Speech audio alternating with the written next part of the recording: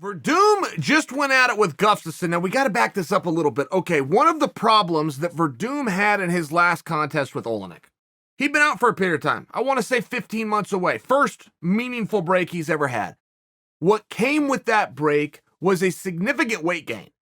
Werdum, when he won the World Championship, by example, weighed 241 pounds. Werdum, when he took on Olenek, weighed 260 pounds. And he moved like that. He just moved a little bit slower. That was it. So when Werdum comes into this fight with Gustafsson, there's a major question of how can Gus do going up in weight? Is he going to be too small? Very natural narrative.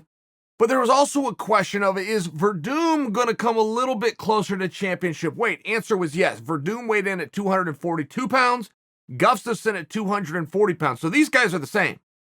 Any talk of a weight advantage or disadvantage, that's gone. 2 pounds, we're even, right? So the way that Gus moves at 205, if he could move 80% of that at heavyweight, he is instantly going to have the greatest footwork, not only of any current heavyweight, of any heavyweight in history. And quite frankly, he was doing a little bit of it. I mean, Gus was coming out, he was pumping a jab, and he was showing Werdum some real respect. I think that probably doesn't just come from sitting on your couch and studying Werdum tapes, watching him win world championships. I think that probably came from some of their practice room stuff. Some of the training sessions, I think we all heard a little bit about that. But it looked as though Gus was about a half an inch out of range. So he was coming in with some nice jabs. He was even coming a little bit lower, and he was jabbing towards the chest, jabbing towards the body, but they weren't quite landing. All right, fast forward a minute. All of a sudden, he is landing. He's getting some combinations. Werdum says, great, let's go to plan B. I'm going to try to take you down.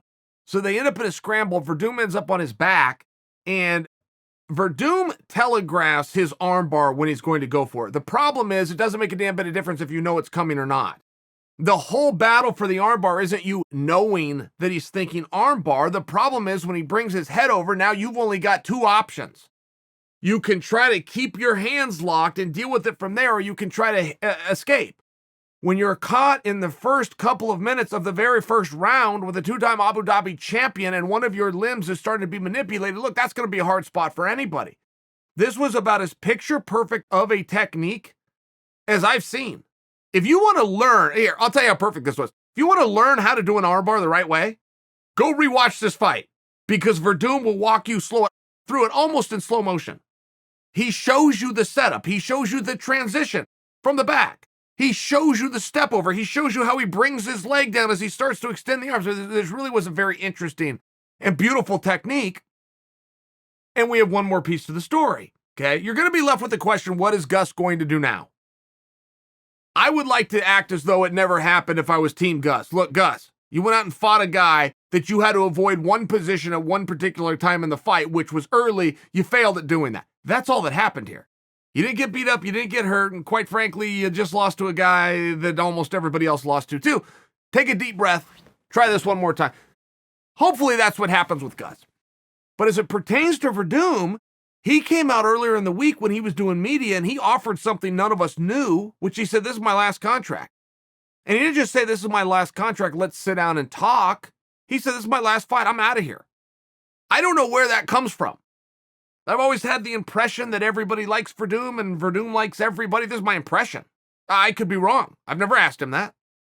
But that's always been my impression. So when he came out with a little bit of a stronger stance of, no, there's nothing to talk about. I'm a man of my word. I'm going to fulfill my contract, and then I'm going.